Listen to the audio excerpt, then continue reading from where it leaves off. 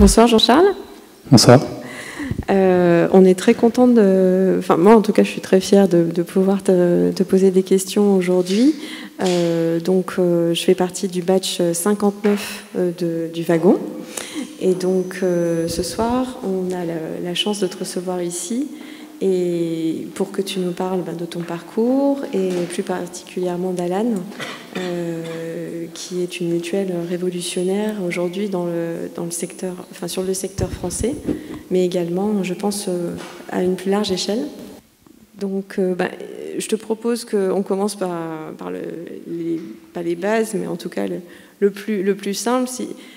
Si tu pouvais décrire un petit peu ton parcours, d'où tu viens, et puis comment tu en es arrivé à Alan, parce que c'est vrai que se lancer dans l'assurance, c'est pas forcément le secteur qu'on a tous en tête, effectivement, quand on est à l'école.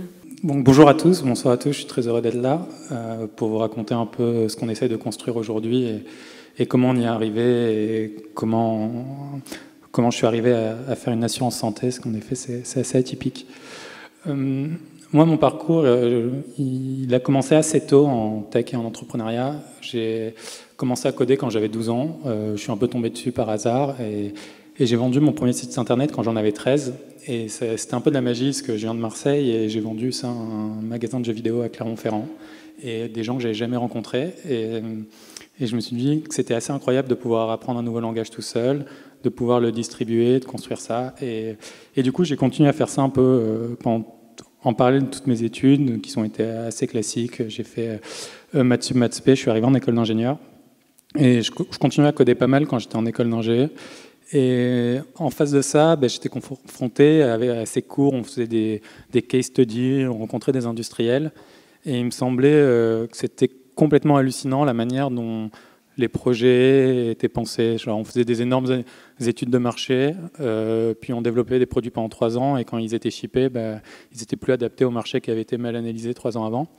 Et la question qu'on se posait, qu'on se posait avec un copain d'enfance, c'était comment on peut appliquer ces méthodes très itératives, beaucoup plus proches de l'utilisateur, à l'industrie lourde. Moi, je regardais déjà pas mal des sujets dans la santé, et par pur tropisme familial, je viens d'une famille de médecins et de gestionnaires d'hôpitaux. Du coup, j'ai toujours trouvé que c'était un secteur, bien que privilégié, dans ce secteur complètement asymétrique en information. Tout était fait pour qu'on n'y comprenne rien, et ça m'énerve de rien comprendre, donc ça me challengeait pas mal. Mais Benjamin, un de mes amis proches, est venu me voir en me disant « J'ai trop mal voyagé en classe éco, il faut qu'on fasse quelque chose ». On avait 22 ans à ce moment-là et on a commencé à réfléchir à qu'est-ce que ça voulait dire voyager en classe éco en avion. Et on a vu que les technos qui étaient dans un siège d'avion étaient des technos des années 80 et qu'il y avait 3 acteurs qui avaient 90% de parts de marché, qui faisaient des énormes marges et qui se gavaient un peu sur ces technos vieillissantes.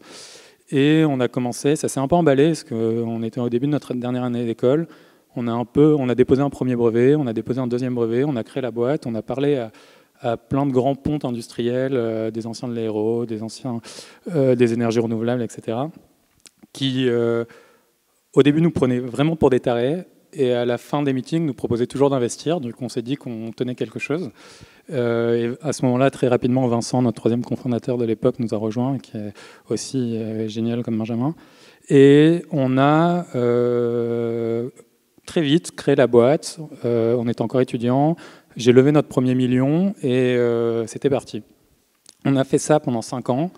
Et on a sorti le siège d'avion le plus léger du monde, 3 fois plus léger que les concurrents. Premier siège en composite et en titane. À la fois qui apportait plus d'espace, plus de confort, plus de durabilité. On l'a vendu à plein de compagnies aériennes, on est rentré au catalogue d'ATR, qui est un fabricant d'avions. Et l'aventure était assez incroyable parce que l'aéronautique, c'est un marché super réglementé, où tout le monde pensait que c'était impossible de certifier un nouvel acteur dans le marché du siège, où tout le monde pensait que c'était impossible de certifier un siège en composite parce que des petits acteurs comme Airbus avaient raté avant. Et du coup, on a toujours été un peu contre vent et marée à développer nos technos, à beaucoup échouer sur le développement de nos technos, mais à toujours avancer et apprendre, jusqu'à shipper notre premier siège et l'installer dans des cabines. Et ensuite, ça s'est pas mal accéléré. Et fin 2014, il y a eu un de mes grands-pères dont j'étais vraiment très proche, qui a eu un cancer des poumons, et ça m'a vraiment pas mal touché. Ça m'a fait me poser la question de qu'est-ce que j'ai vraiment envie de faire, et est-ce que je suis en train de travailler sur le sujet qui me passionne le plus. Et on était dans un contexte où Explicit on avait passé pas mal d'étapes, on était profitable, en croissance, avec une super équipe, et j'ai fait le choix assez difficile de sortir d'Explicit, et j'avais la chance d'avoir des actionnaires qui voulaient continuer à monter au capital, donc de pouvoir faire un deal pour me concentrer sur la santé. Et se concentrer sur la santé, bon, j'ai fait une transition sur quelques mois, et là c'est l'histoire qui est derrière Alan, et c'est pas vraiment ce qu'on fait aujourd'hui, mais mon approche c'était d'essayer de pousser de la prévention personnalisée au bon moment. En gros, on s'apercevait que quand on regardait de la data, tout le monde fait le même check-up à 60 ans tous les 2 ans, donc vous devez faire une coloscopie à partir de 60 ans tous les 2 ans, alors que les profils de risque sont très différents selon des données démographiques. Et j'en parlais pas mal, je suis allé chercher Charles, qui était un ami de longue date aussi, et que je connaissais depuis l'école, qui lui dirigeait des grosses équipes de data science chez Twitter à San Francisco, et qui est quelqu'un que j'adore et qui est vraiment très brillant, très structuré data. Et on a commencé à bosser là-dessus, et très rapidement, en fait, on s'est posé la question de est-ce que ça sert à quelque chose d'apporter une nouvelle fonctionnalité dans un système qui ne marche pas. Et en France, on est très fort pour faire ça, ajouter plein de features tout le temps avant de repenser la base. Et on s'est dit que non, ça servait à rien, et qu'en fait, il fallait d'abord construire la brique élémentaire. Et pour nous, la brique élémentaire, c'était l'assurance complémentaire santé. Et c'était un secteur qui n'avait pas beaucoup évolué. Il n'y avait pas eu de nouvel acteur depuis 30 ans en France. Et le constat était pan-européen. Et du coup, on s'est dit, est-ce que c'est faisable de le faire? Et là, ça a été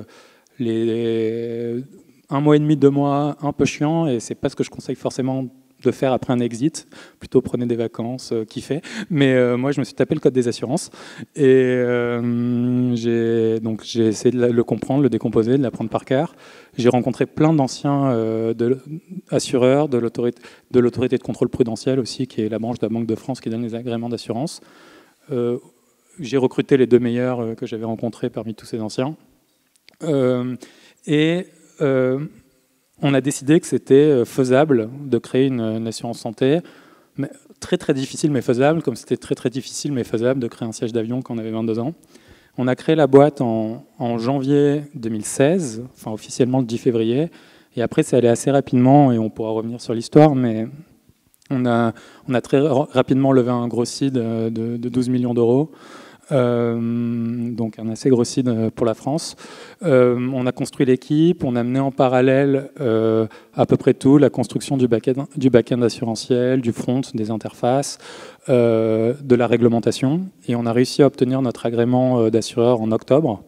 Là aussi, c'est allé assez vite, parce qu'on a déposé le dossier en mai, on l'a eu en octobre, en 5 mois, alors que d'habitude, tout le monde nous disait vous êtes partis pour 2 ans les gars, si vous l'avez, quoi. Et donc ça, on était assez fiers de ces méthodes d'exécution et de la manière dont on a conduit ça. Et on a eu cet agrément le 23 octobre, on était live le 25, avec une offre d'assurance santé, d'abord pour les entreprises, qui ont une obligation de fournir une complémentaire santé depuis le début 2016, 100% digital, extrêmement simple, le plus transparent possible, un customer service de malade qui vous répond en moins de 3 minutes, enfin ce que ça devrait être à l'ère de la tech, un produit. Et donc on travaille beaucoup là-dessus. La croissance est assez démente, donc on est assez content, à coût d'acquisition client zéro pour l'instant. Et comme on était très sollicité par des indépendants et des freelancers, on a aussi lancé ça il y a 10 jours. On pourra échanger derrière. Je pense qu'il est assez intéressant dans ce qu'on fait, c'est la manière dont on travaille, qui nous permet de décomposer des très gros problèmes et de les éclater assez vite, avec beaucoup de knowledge, enfin beaucoup de savoir qui est partagé et qui permet d'aller de plus en plus vite. Et on voit vraiment une courbe d'accélération dans ce qu'on ship en termes de produits. Et ça, je pense, c'est parce on passe beaucoup de temps et on a beaucoup réfléchi, toute l'équipe, à comment construire notre infra à la fois en tech, mais en termes de fonctionnement interne. Juste pour préciser, là aujourd'hui, tu dis qu'il y a une croissance phénoménale sur Alan. En quelques chiffres, est-ce que tu peux nous donner une idée? Là, on communique pas encore trop sur les chiffres absolus parce que c'est pas grave parce que c'est compliqué en assurance, mais on est en train de trouver des moyens pour le faire, pour être le plus transparent possible. Ce qu'on peut dire aujourd'hui, c'est qu'on signe 10 à 20 boîtes par semaine, ce qui fait une croissance par mois de 40-50%, et qui est continue depuis le lancement, sachant que pour l'instant c'est que de la croissance organique. Du coup, on n'a jamais fait d'acquisition, on n'a pas de sales. L'idée étant de commencer à accélérer maintenant sur ces paramètres-là. Et du coup, tu disais justement, et on le voit pour toute personne qui est allée sur le site, que le mot-clé, c'est effectivement la simplicité et la transparence dans le fait de pouvoir souscrire une assurance, que ce soit pour l'entreprise ou pour un individu, pour un particulier. Donc c'est véritablement une donnée différentielle par rapport aux grosses mutuelles, aux grosses complémentaires santé.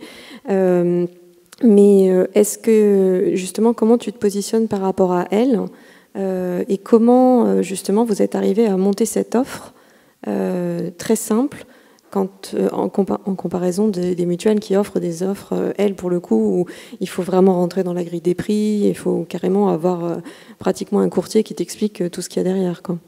Ouais, on a essayé pour ça de se mettre dans les chaussures de l'utilisateur et moi qui me considérais un peu comme un utilisateur lambda qui au moment d'Explicit avait dû choisir notre complémentaire santé et qui en était arrivé avec les assureurs qui me parlent comme de la merde, les courtiers qui me prennent pour un débile, à ne pas choisir et à abandonner, quoi. Et du coup on s'est dit comment on essaye de ne pas reproduire ça.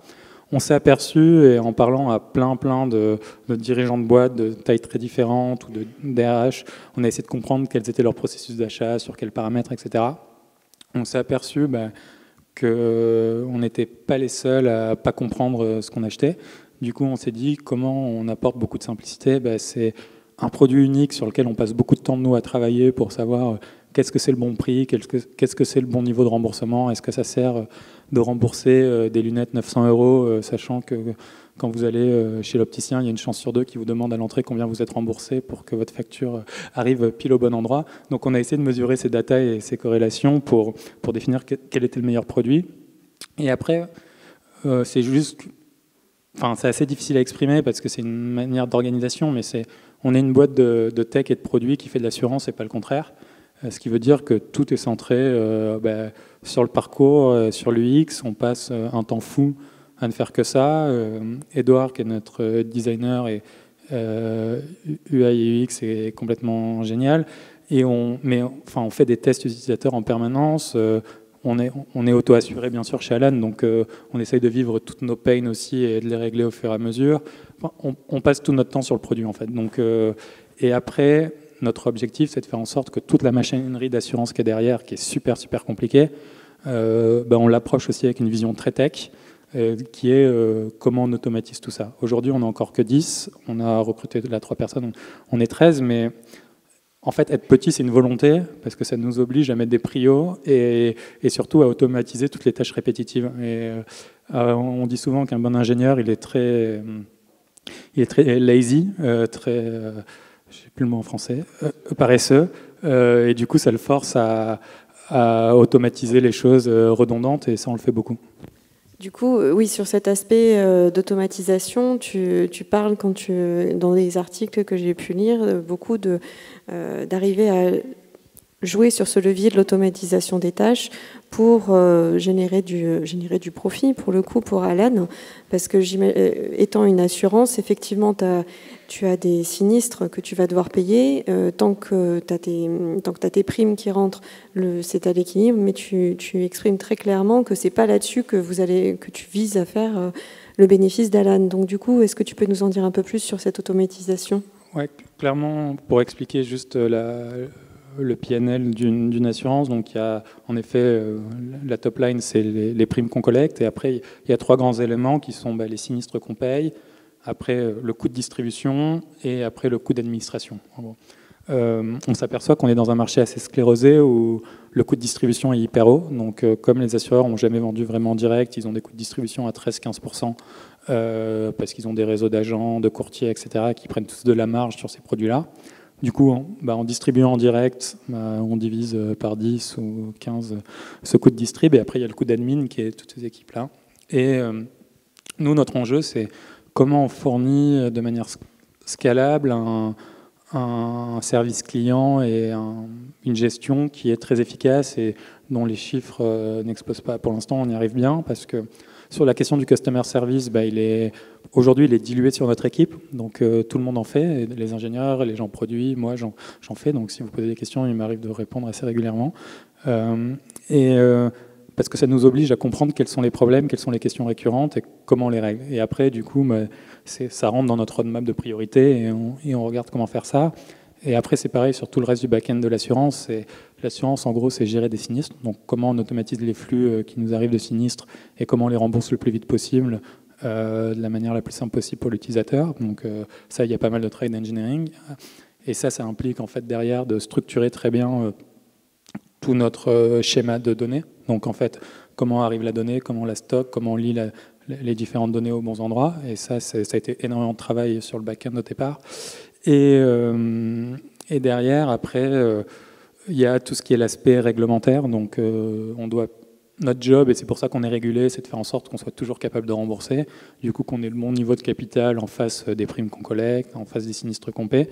Et du coup, ça aussi, je crois qu'on est le seul assureur de la place à avoir nos sinistres en live. Donc, on peut piloter tous nos ratios en continu, alors qu'un assureur classique le fait au mieux tous les 3 mois, quoi. Et ça nous permet en fait d'être encore plus précis sur notre gestion opérationnelle d'une assurance. Tu viens d'évoquer le fait que, justement, pour pouvoir automatiser, pour pouvoir être le plus efficace possible dans le service client, tu avais besoin d'avoir une organisation, une architecture très claire. Tu viens de mentionner également le fait que vous avez recruté sur des métiers qui sont assez techniques, comme l'assurance, avec en plus du code. J'imagine que l'intégration des personnes, déjà, le recrutement, et 2, l'intégration, doivent être des challenges pour Alan. Est-ce que vous vous êtes déjà posé la question? Est-ce que vous avez formalisé tout ça? Et est-ce que tu as des anecdotes ou des conseils à nous donner là-dessus? Ouais, on a formalisé plein de choses, que ce soit sur notre culture ou sur notre manière de fonctionner ou sur le recrutement. Et ça, c'est très important. Et il y a plein de gens qui disent la culture, elle est super naturelle dans une boîte, tant que vous êtes 10, 20 personnes ou 30. Et c'est à partir de 40-50 qu'il faut commencer à la formaliser. Et je pense pas du tout ça, parce que on ne parle bien des choses que quand elles sont dites de manière claire et transparente, et ça permet d'échanger dessus et d'être sûr que c'est partagé. Du coup, nous, c'est un travail, moi, que j'ai pas mal fait, même avant la création de la boîte, et sur lequel on a beaucoup construit avec Charles, et sur lequel on construit beaucoup avec l'équipe, qui était qui on est, pour comment on travaille, et comment on fait évoluer ce travail-là. Et on s'aperçoit que la manière dont on travaille aujourd'hui est très différente de la manière dont on travaillait il y a 6 mois, ou on travaillait à 9 mois ou 12 mois. Parce que tout le monde dans l'équipe passe 10 à 20% de son temps à essayer de réfléchir à comment on est une meilleure boîte. Et ça a plusieurs implications. La première, c'est...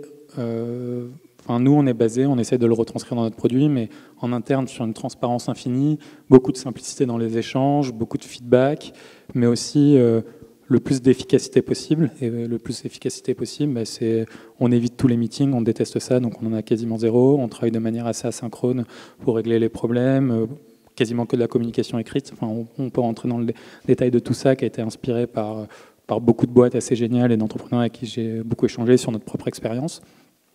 Donc ces méthodes-là sont vraiment un ADN très important chez nous.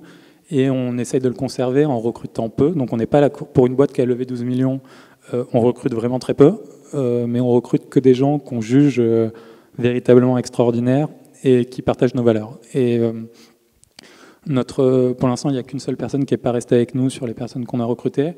Il cochait très bien la première case qui était d'être extrêmement brillant. C'était l'ancien Chief of Engineering de Flexport.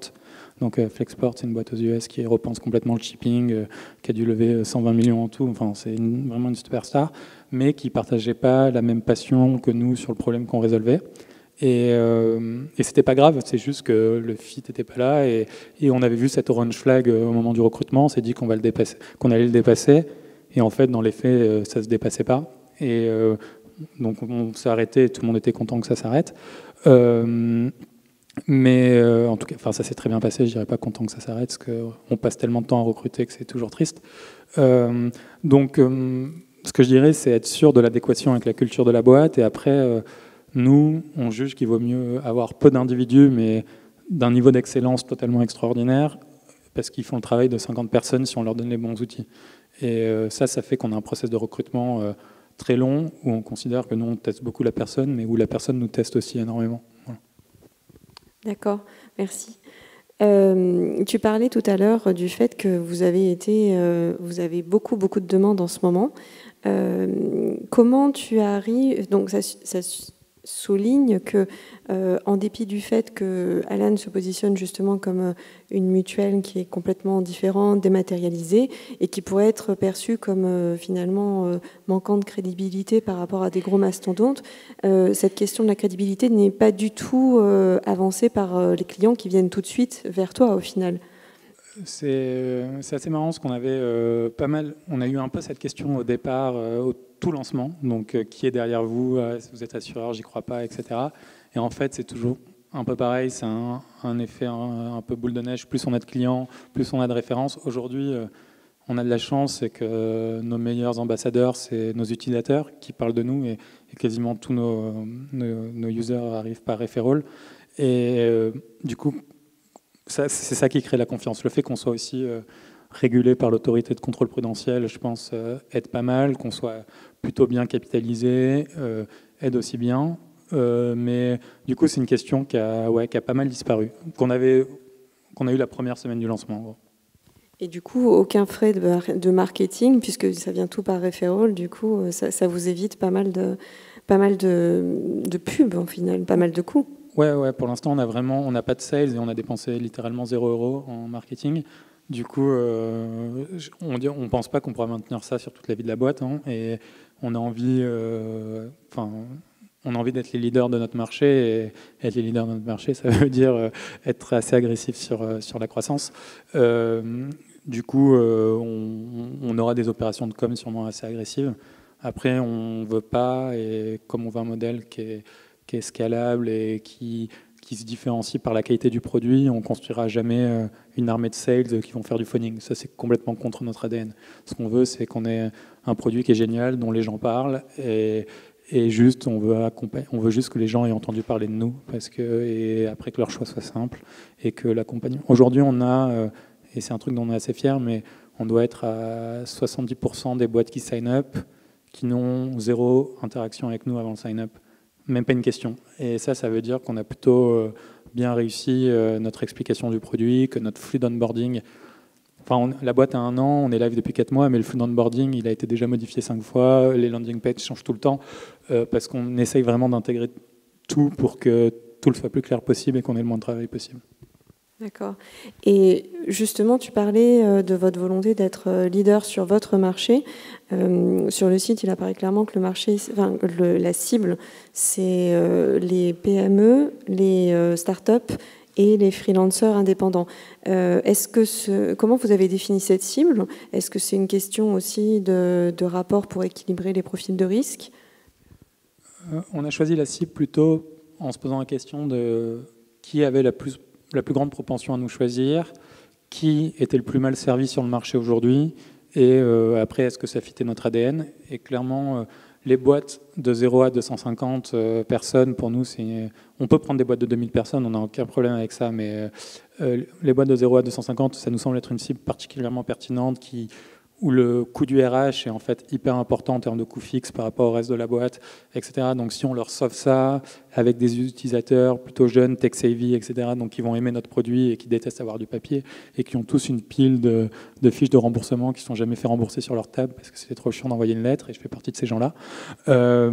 Du coup, eux, on pense qu'on leur résout un vrai problème. Honnêtement, je pense qu'on résoudrait aussi des vrais problèmes pour des boîtes du CAC 40, mais on n'a pas envie de se battre pour vendre aujourd'hui. On n'est pas les premiers à faire cette stratégie, hein, que ce soit Slack, Basecamp ou n'importe qui, attaqué par les acteurs petits, dynamiques, qui ont des process de décision simples. C'est toujours une bonne stratégie, et après on peut monter dans le marché. On pense que si tu prends les boîtes de 1 à 9 personnes, c'est plus d'1 million de boîtes en France. Il y a 172 000 boîtes de 10 à 49 personnes. Donc tu continues, on a un marché, c'est des millions et des millions finalement d'utilisateurs qu'on peut couvrir, Et donc c'est un marché assez confortable pour nous. Et si on fait ça très bien, après on pourra regarder à aller sur plus gros. Tu mentionnes dans un de tes articles que, alors c'est une statistique américaine pour le coup, où tu expliques qu'il y a seulement 1 personne sur 7 de mémoire qui comprend ce que c'est qu'une complémentaire santé. Enfin, comment ça fonctionne. Le fait qu'Alan justement axe sur l'aspect simplicité, transparence, est-ce que pour toi c'est aussi en lien avec l'objectif que tu as pour Alan de changer le rôle de l'assureur ? Ouais, on pense que c'est vraiment la première étape. Il y a 2 choses pour moi qui sont assez importantes dans le rôle avec l'assureur. Le premier, c'est la confiance. Et aujourd'hui, moi, en tout cas, à titre individuel, ma relation avec mes assureurs, là, ça n'a jamais été une relation de confiance. Parce qu'à chaque fois que j'ai eu un problème, j'ai l'impression ils faisaient tout pour essayer de ne pas me rembourser. Donc, me mettre des temps d'attente, me demander des papiers supplémentaires, ne pas me faire confiance.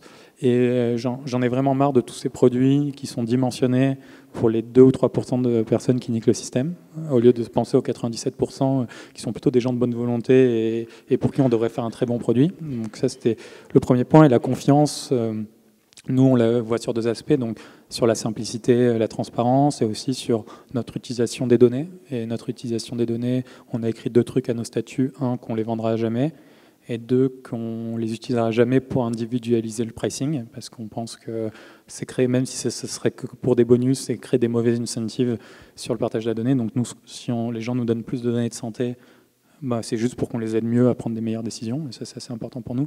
Et la deuxième brique, c'est la continuité de ça, c'est qu'une bonne expérience pour nous en tant qu'assurance santé, c'est pas être juste quelqu'un qui rembourse de manière aveugle, mais c'est quelqu'un qui va m'aider à prendre des meilleures décisions dans un système de santé qui est super complexe et dont je ne connais pas les coûts, dont je ne connais pas les avantages et les inconvénients. Et ça, c'est un peu notre vision long terme, c'est comment on arrive à servir de plus en plus d'informations. Et on n'est pas dans l'accumulation d'informations, mais de plus en plus d'informations actionnables au bon moment pour prendre des meilleures décisions. C'est-à-dire, par rapport aux données que je vais transmettre à mon assureur, ça va devenir vraiment un partenaire. Tu viens d'une famille de médecins. Est-ce que c'est quelqu'un qui va venir en complément du médecin, qui va remplacer le médecin ? Comment tu vois ça ? On pense que le médecin a un rôle encore super crucial dans le système de santé pour très longtemps. On pense aussi, et moi je pense profondément que le rôle va changer et qu'il ne faut pas se mentir, la santé, comme tous les autres secteurs, comme l'assurance, comme la banque, comme tout, est en train d'être affectée très fortement par le numérique et le digital.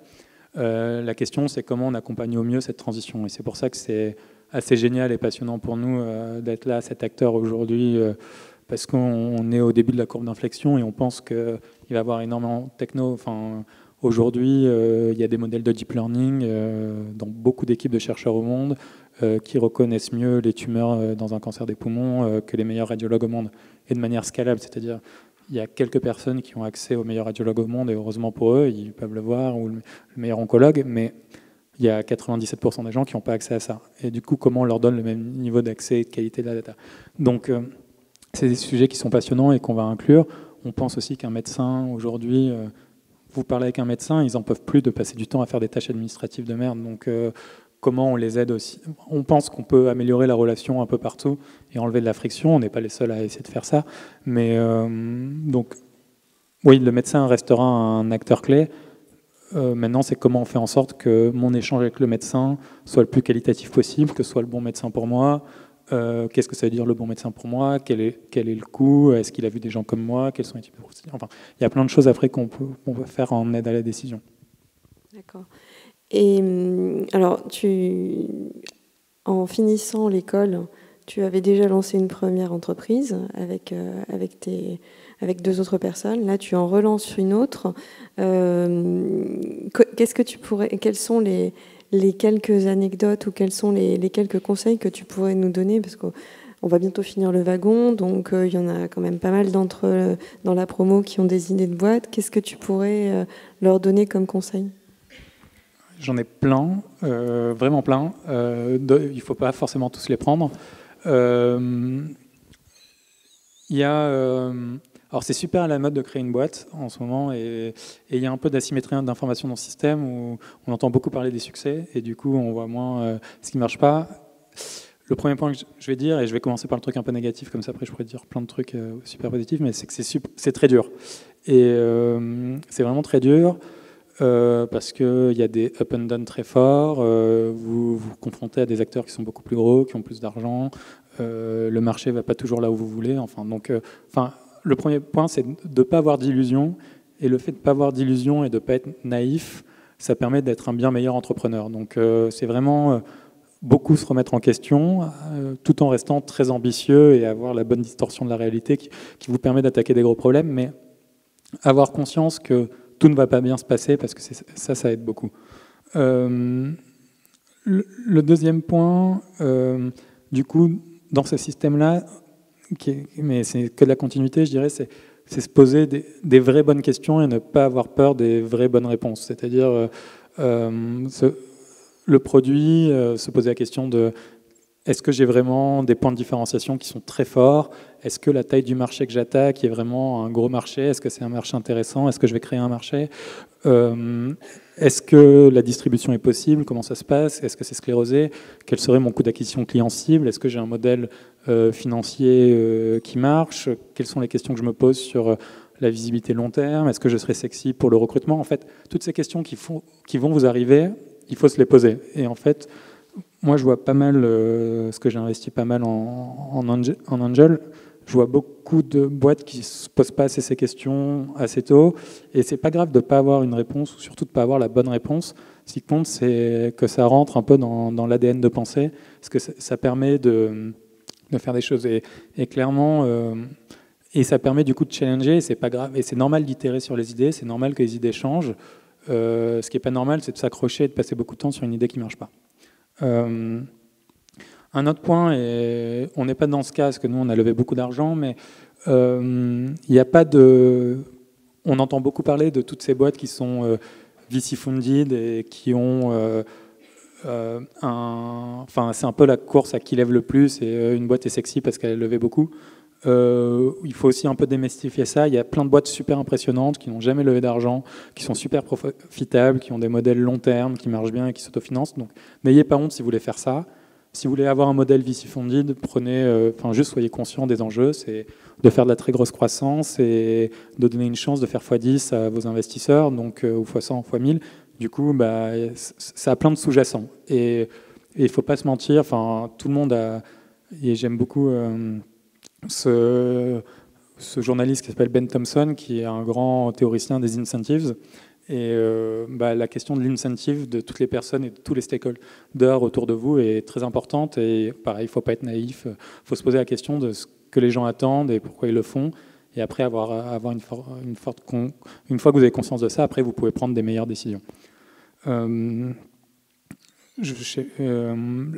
autre point qui est très important, je pense, c'est l'ambition. Enfin, il n'y a aucun problème qui est trop gros, à mon sens, et tout s'apprend. Et on a un modèle qui est un peu bizarre en France, où on passe du temps à faire des études, et après, on a l'impression que tout est fini, et on a une vie, et on n'est plus rien censé apprendre. Non, vous pouvez apprendre et désapprendre à tout moment de votre vie, et n'ayez pas peur, du coup, de vous mettre à fond et d'internaliser le savoir.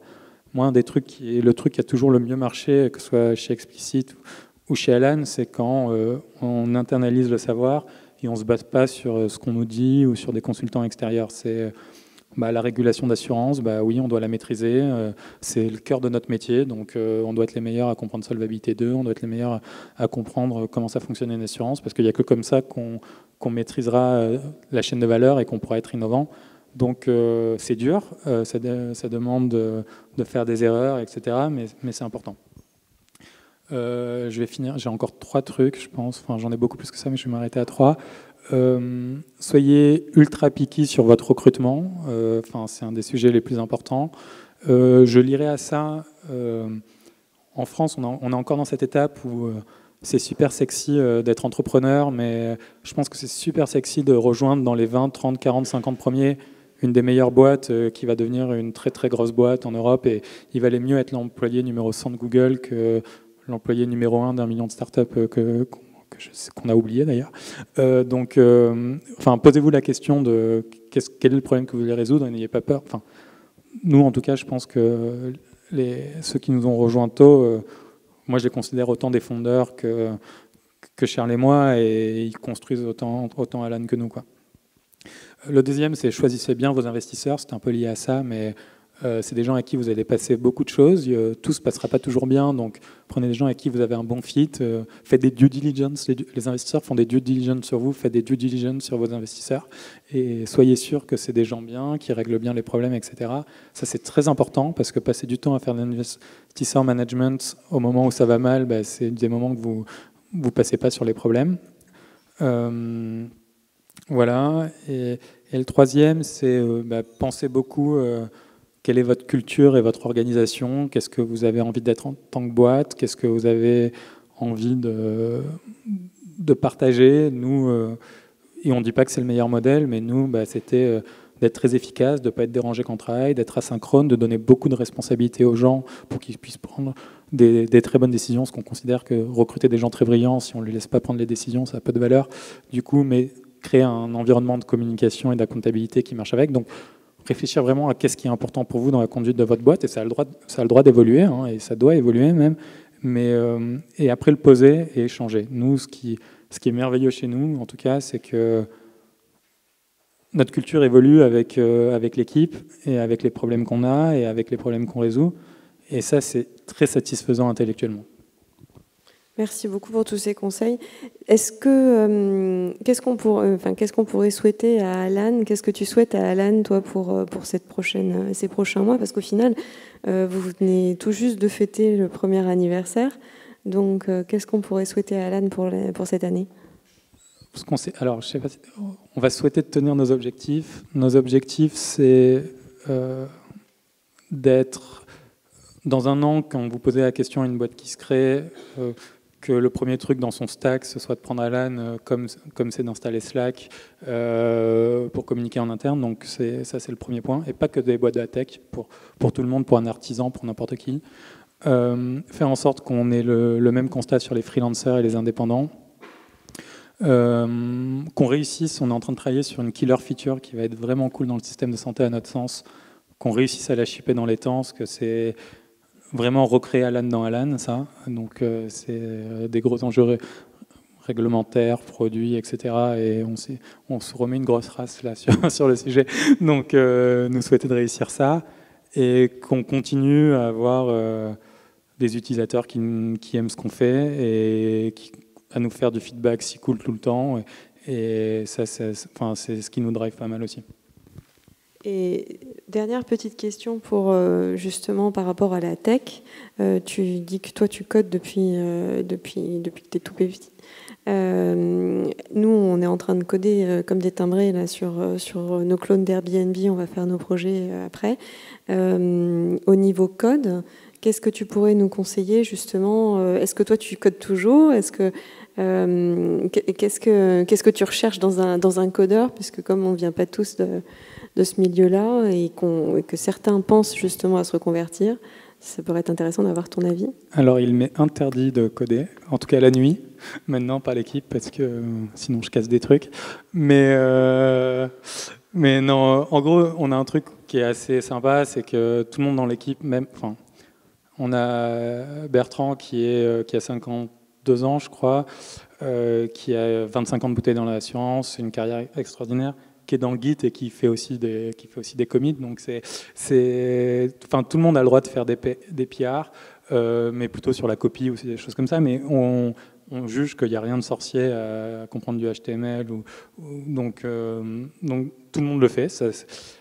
Après, dans notre structure, je laisse du coup l'équipe d'engineering, dont Charles est le CTO, assez indépendante sur la manière dont ils structurent, donc leur process pour gérer comment ils poussent le code, comment on pousse en production, comment on gère acceptance, etc. Donc je suis pas le mieux placé pour vous dire des trucs super intelligents. Le seul point, c'est que, en tout cas, ce qui marche très bien pour nous, c'est qu'on a des objectifs à la semaine sur toute la boîte. Donc c'est pas seulement un sprint classique, c'est sur toute la boîte, qui sont communiqués à tout le monde, dont à tous nos actionnaires toutes les semaines. On mesure vraiment si on les atteint ou pas. On a des rétros. L'autre point qui est super intéressant, c'est que comme on n'a pas de meeting, on utilise, et ça vient de Sunrise et de Pierre Valade, mais on utilise beaucoup GitHub et des GitHub issues pour régler toutes nos questions, dont des questions très compliquées. Donc on a 0 meeting en fait pour prendre des décisions. Tout est par écrit, très structuré, etc. On a plein de règles que les questions doivent être closées sous une semaine parce qu'il faut mieux prendre des décisions rapides. On peut rentrer un peu dans tout ce process, et ça, je peux en parler pendant des heures. Mais du coup, tout est organisé pour que nos ingés puissent travailler de manière asynchrone, se concentrer sur leur sujet, que les prios soient super clairs, et qu'on ait la capacité aussi, parce que des fois les prios changent au cours de la semaine, mais de savoir qu'est-ce qu'on peut tuer, qu'est-ce qu'on ne peut pas tuer dans ce qui doit être shippé pour la semaine d'après. Mais alors là, moi, je rebondis juste sur ce que tu dis qu'il n'y a pas de meeting. Ça, je pense que c'est le rêve de toute personne qui a travaillé dans une entreprise et qui a fait des meetings toute la journée. Mais de dire que toutes les questions doivent être posées par écrit, comment tu arrives à maintenir l'équilibre avec créer une cohésion d'équipe, justement? Est-ce que tu arrives à créer de la cohésion par l'écrit, ou est-ce qu'au contraire, il y a quand même des moments de get-together où justement cette culture que vous avez tous ensemble, elle transparaît et est vraiment exprimée? En gros, on juge que tout meeting qui prend plus de 2 personnes, donc moi et quelqu'un d'autre, et qui dure plus de 5 minutes, ça doit pas trop arriver. Parce que après, ça coûte un temps assez exponentiel et mal géré, et très mal mesuré surtout. Après, on s'entend tous vraiment très bien et on construit plein de choses ensemble. En gros, on a 3 meetings de 20 minutes le mercredi matin qui sont juste être sûr de toutes les priorités, à la fois sur produits, assurance, croissance. Ils ont leur Eng Weekly juste après, qui est d'être sûr que toutes les tâches sont bien explosées dans Jira. Jira, qui est un outil que je déteste par ailleurs, mais ça, c'est une autre question.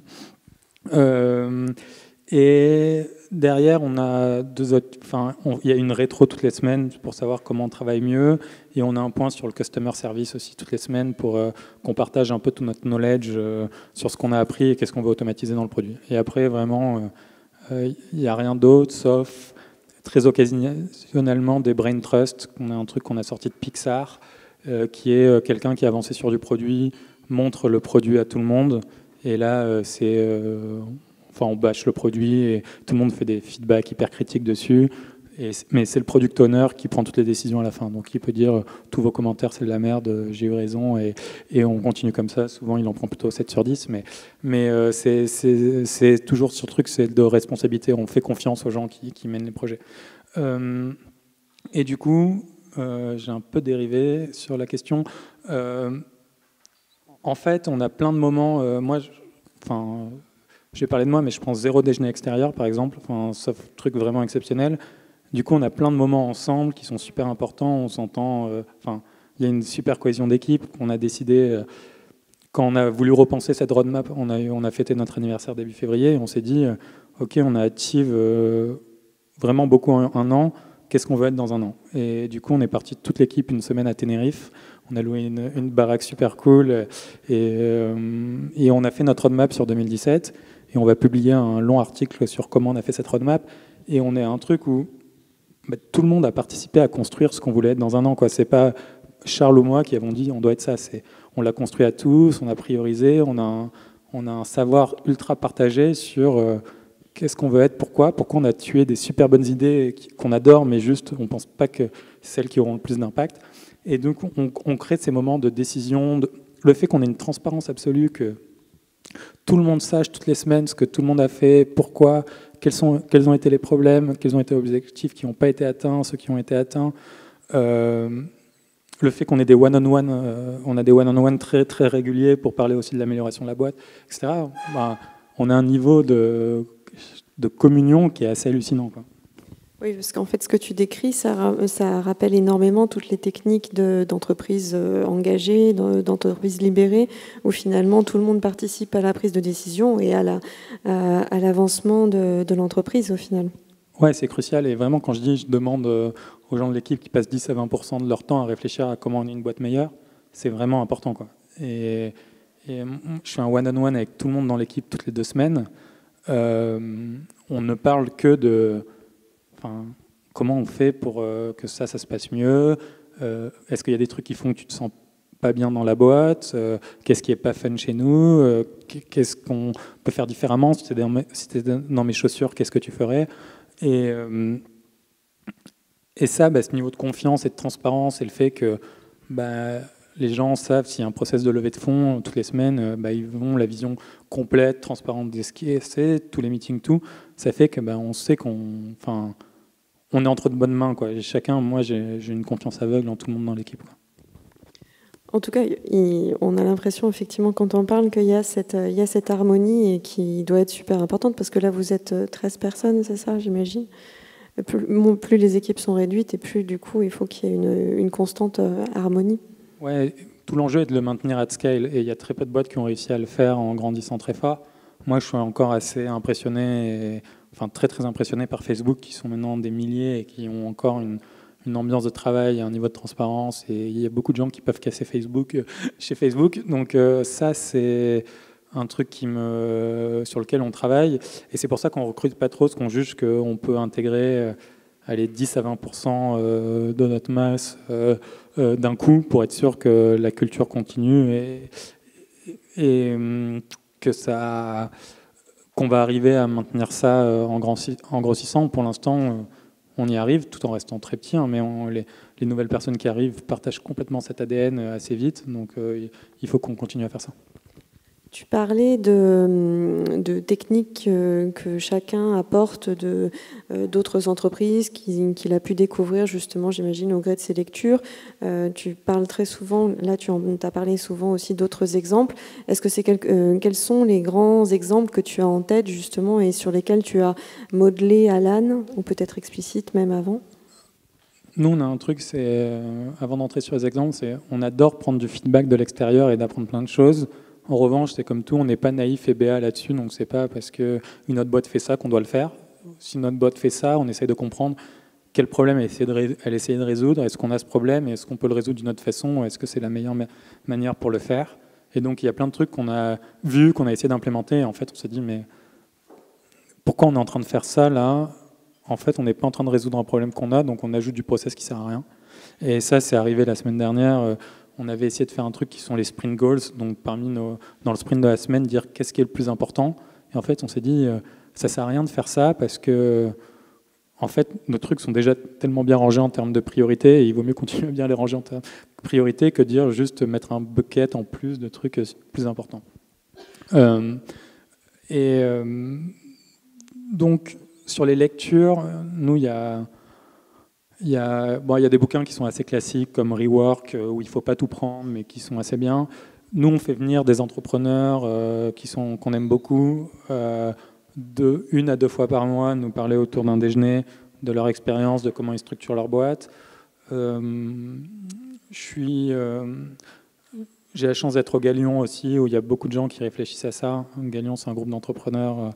Je pense qu'on est une centaine, où il y a des dîners assez réguliers sur comment organiser son équipe et sa boîte, comment organiser la croissance, etc. Et là-dessus, on y réfléchit beaucoup. Et moi, je lis énormément de bouquins. Il y a plein de trucs à acheter. Enfin, tout le monde dans l'équipe lit énormément. Il y a plein de trucs à acheter, mais The Hard Things About Hard Things de Ben Horowitz, c'est pas mal.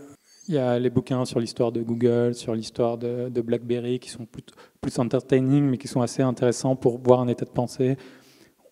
Zero to One de Peter Thiel, il ne faut vraiment pas tout prendre aussi, mais c'est intéressant de comprendre. En fait, ce qui est intéressant, c'est de challenger plein d'états de pensée de personnes et se dire qu'est-ce qui résonne avec moi, qu'est-ce que j'ai envie de créer et comment j'ai changé. Et le fait d'en parler et de voir et d'essayer d'appliquer des méthodes et de remettre en cause des méthodes, c'est ça qui fait grandir globalement.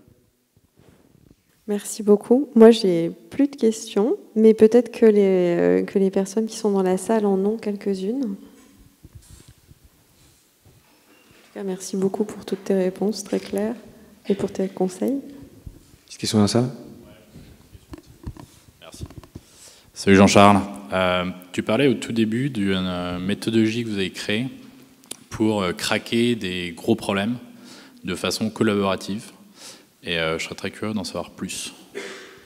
En gros, on juge en fait qu'aucun problème est un très gros problème tant qu'il est, il est un très gros problème tant qu'il n'avait pas été décomposé en plein de sous-problèmes. Donc c'est une approche assez scientifique, mais qui est la bonne manière de résoudre un problème, c'est de poser les bonnes questions.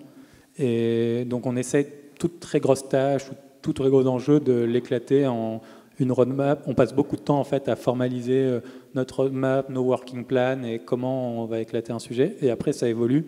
Et ce qui fait, et c'est ce qu'on utilise dans GitHub Issues ensuite, mais c'est on a plein de petites questions qu'on résout, auxquelles on va aller chercher du savoir dans la boîte ou des idées, et qui nous permettent de closer tous ces sous-problèmes et qui, au final, résolvent le gros sujet. Je ne sais pas si je t'ai bien répondu. Mais... Ouais, tout à fait. Et l'outil que vous utilisez, c'est GitHub Issues, même pour des trucs qui sont pas techniques? Ah ouais, tout. C'est, en gros, on va développer, on lance l'offre pour les freelancers. Tout le working plan est écrit dans GitHub Issues, de la discussion avec les réassureurs, quels produits on fait, comment on le price, quels sont les documents juridiques. Il y a vraiment tout. Et c'est plein de questions qui viennent alimenter un document master ensuite. Ce document master, après, fait une liste des tâches qui sont éclatées dans Trello, où on a une roadmap produit derrière. Ok, super clair. Salut. Donc, moi, j'ai une question sur le début d'Alan. Ce qui vous a permis de devenir une assurance, c'est cette énorme levée de fonds, ou c'est plutôt on a d'abord cherché à avoir le statut pour ensuite faire la levée de fonds? C'est quelle brique qui vient avant l'autre et comment? Alors, on a levé tout très tôt, donc bien avant d'avoir l'agrément et bien avant d'être sûr d'avoir l'agrément. Alors, dans notre tête, toujours la bonne distorsion de la réalité, on serait sûr qu'on y arriverait toujours, mais on a levé très tôt. Et je pense qu'on a levé tant que ça si tôt, je pense grâce à l'équipe. Et je pense le fait que pas mal d'investisseurs me connaissaient d'avant a un peu aidé. À notre vision très claire, un des échos qu'on a eu, je ne sais pas si je devrais le dire très fort, mais chez Partech, on est le seul deal qu'ils aient fait sans qu'on ait aucun slide. Mais ils étaient super sharp dans leurs questions, ça s'est fait assez vite. Mais on avait une maîtrise super pointue de notre régulation, de notre marché, de comment on allait construire très très tôt dans la boîte avant d'avoir construit les choses. Et le fait d'avoir cette vision cumulée avec le fait qu'on était plutôt connu pour avoir un bon track record en termes d'exécution dans des marchés complexes a fait qu'on a pu lever un si gros site si tôt, je pense. Bonjour. Moi j'ai une question en termes d'innovation. Dans son discours, on a compris qu'il y avait un processus d'innovation en termes de front, que c'était très très simple de souscrire, que tout était extrêmement lisible.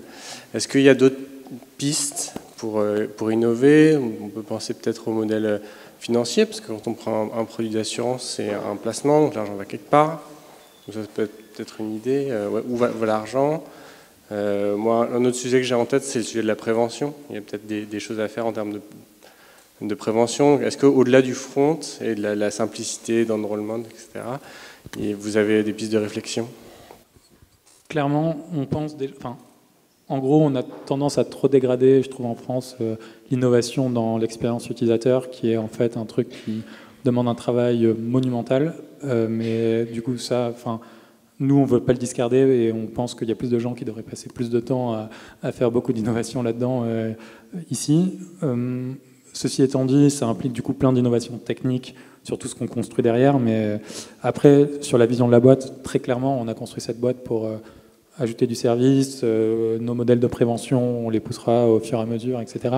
C'est juste qu'on procède vraiment par étapes et on pense que on doit avoir une super bonne brique produit d'abord pour pouvoir pousser des fonctionnalités en plus. On doit avoir de la data super bien structurée et une bonne qualité de data pour pouvoir posséder des modèles de machine learning intelligents pour faire de la prévention. Si on veut pousser des services supplémentaires, ils doivent être très très bien intégrés dans notre produit. Donc clairement, notre roadmap produit en termes d'innovation est super super ambitieuse. Et on veut vraiment repenser la manière dont on interagit avec le système de santé.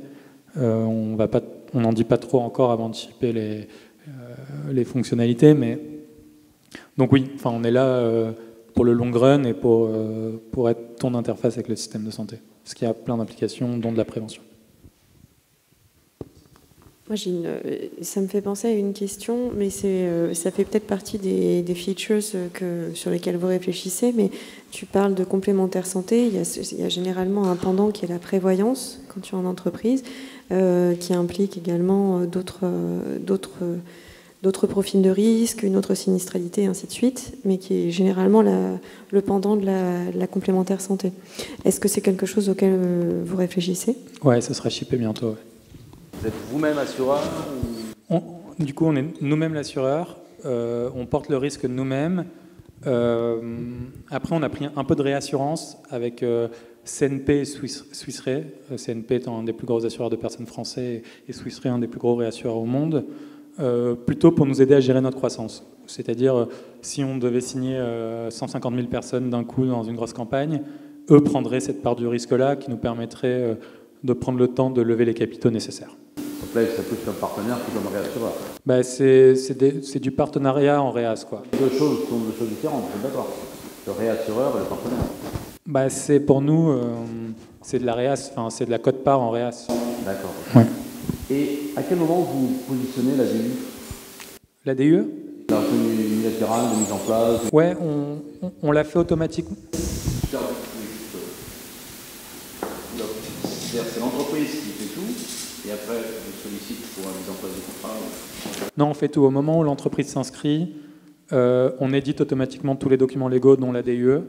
Elle est poussée automatiquement à tous les employés au moment où ils s'inscrivent, parce qu'on a tous leurs mails en fait et on ship automatiquement. Du coup, on traque qu'il est bien eu, la DUE est bien écrite. Enfin, pour l'entreprise, c'est 3 clics quoi. En tout. Est-ce que, tel que tu le projettes dans quelques années, c'est plutôt Alan plus fort dans la verticale santé ou qui peut aussi devenir une compagnie d'assurance dans d'autres domaines? Non, notre vision, elle est plutôt verticale qu'horizontale. Donc il y a quelques métiers de l'assurance qui sont liés à la santé, comme la prévoyance, qui nous intéressent. En revanche, on ne fera jamais de l'assurance auto ou logement, ce n'est pas notre métier. On pense qu'on a intérêt à très, très bien bosser notre verticale déjà et qu'on a une autoroute assez longue devant nous sur ce sujet-là. Et qui est celui qui nous passionne. Enfin, c'est un peu égoïste, mais c'est ce qui nous passionne et c'est les problèmes qu'on veut résoudre, quoi. Donc, ouais. Merci beaucoup. Merci à tous. Merci pour ton temps. Merci.